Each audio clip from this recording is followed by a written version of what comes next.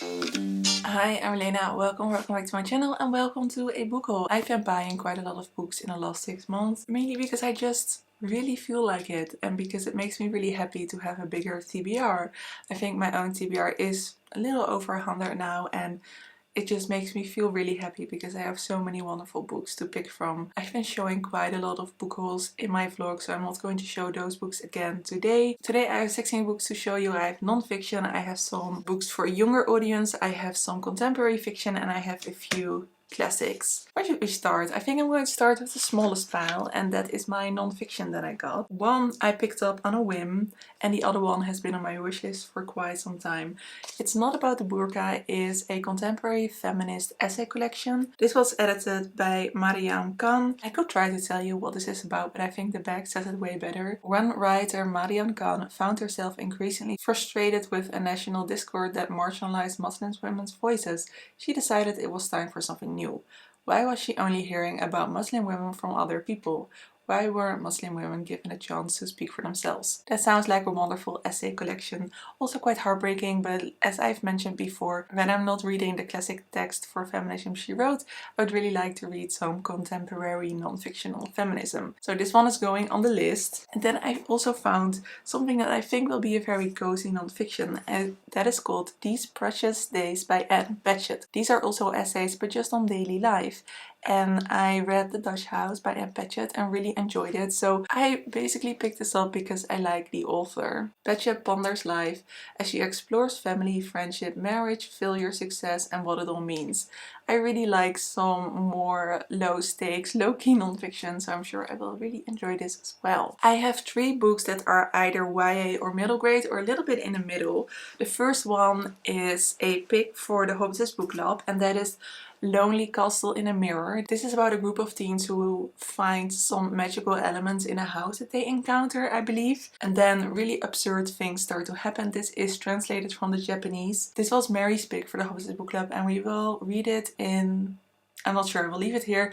It's when we're going to read it, so you can join us with the Hobbitses book club if you would like. I find this cover so adorable. I really love the illustration style of the girl with a wolf mask on, which gives such fascinating vibes for the magical story itself. And I think this is somewhere between middle grade and YA, and that is The Girl of Ink and Stars by Karen Millwood Hargrave. I'm sure you've heard me talk about Karen Millwood Hargrave before. I've read 2 of their historical adult fiction. This is about a young girl called Isabella, and she is forbidden to leave her island. When her best friend is missing, she goes beyond the boundaries of the island. This sounds really wonderful, and it was purely because I like the author that I bought this. I'm sure I will enjoy it because Karen Millwood Hargrave writes so beautifully. And then one book I know is middle grade is The Boy, the Bird and the Coffin Maker by Matilda Wood. This was one of Lucy's, I think, favorite books of last year, or a book that she mentioned in her favorites video. She said it was really cozy, and Lucy has been getting more into middle grade, so she has been a great source for middle grade recommendations. It says on the cover, "In a magical town by the sea, friendship and hope take flight," which sounds so adorable. I have 3 contemporary fictions, or I think they're all contemporary fiction. And this was a book that I purely, again, bought because I like the author, and that is You and Me on Vacation by Emily Henry. I have read Emily Henry's novels so far.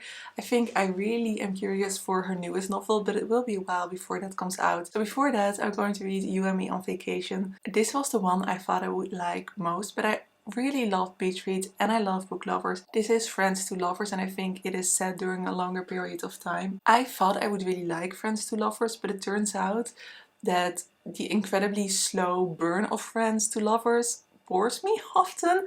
I feel like if you like each other, just admit it. Stop being a child, which has been my feelings very often from Friends to Lovers. I am not a slow burn lover, I do apologize.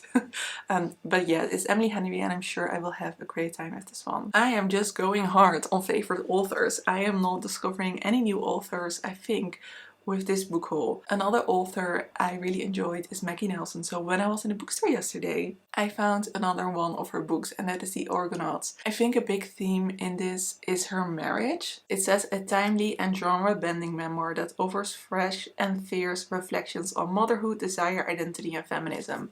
All the words are like bing bing bing bing. for me, and I loved Bluets, which is also a genre-bending book that Maggie Nelson wrote, because of all those themes. This is definitely a 5-star prediction. I have mountain high expectations for this book. Justified, I think. I think it's going to be justified. If I don't like this book, I'm going to be a little bit crushed. And I know that maybe a lot of other people won't like this book, because I know that Bluets, which amazing, read it.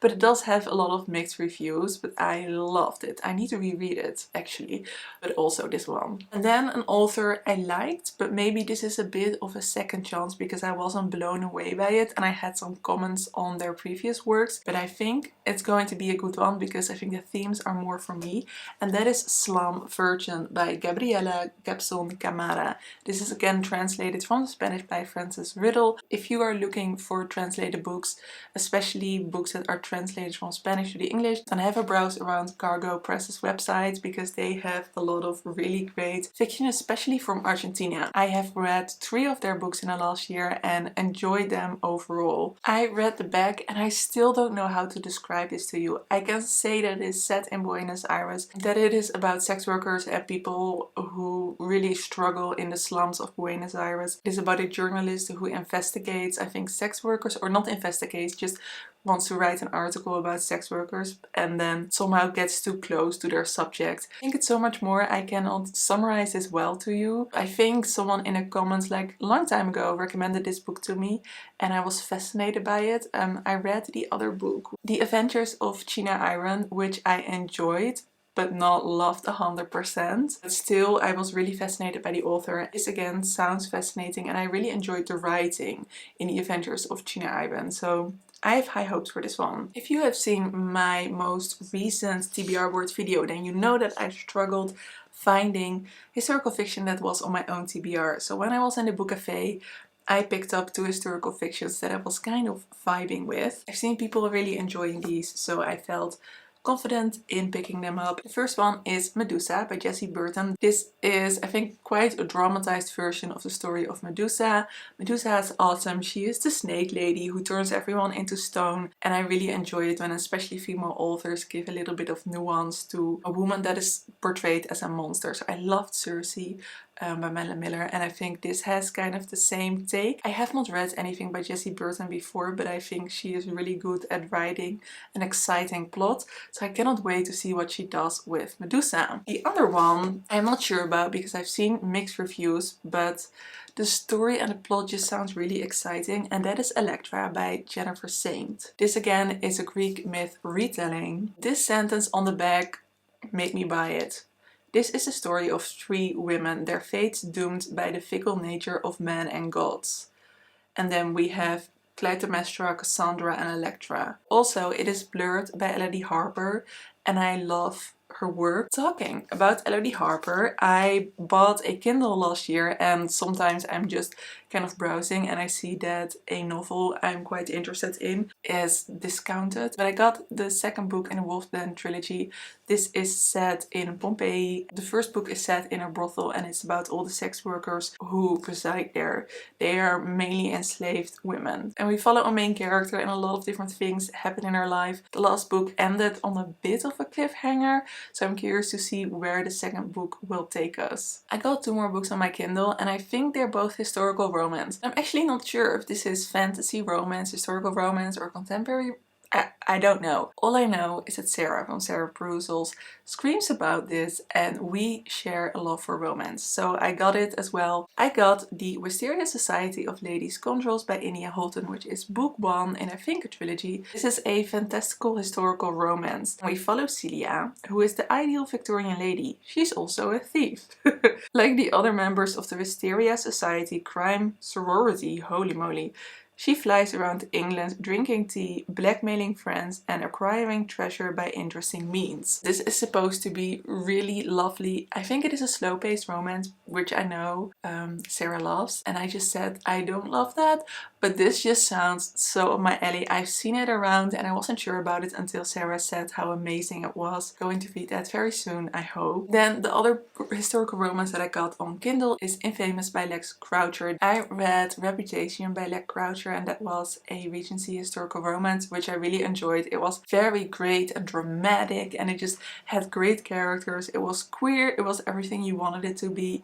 The romance was okay-ish. I think I'm going to like the romance of Infamous more. I think we have like an Emily Dickens kind of character. The main character is a 22-year-old who is an aspiring writer. And I think there are a lot of artists in this book as well. It sounds like even more my cup of tea, and I also cannot wait to read this. And then we have gotten to maybe the most exciting part, and that is the classics. So I told you I went to the book cafe and I picked up something they have been doing, and that is a blind date with a book. So I picked up one, I think I added it in a vlog. This said Classics, Female Friendships, Drugs and Something Else. That is Valley of the Dolls by Jacqueline Susan.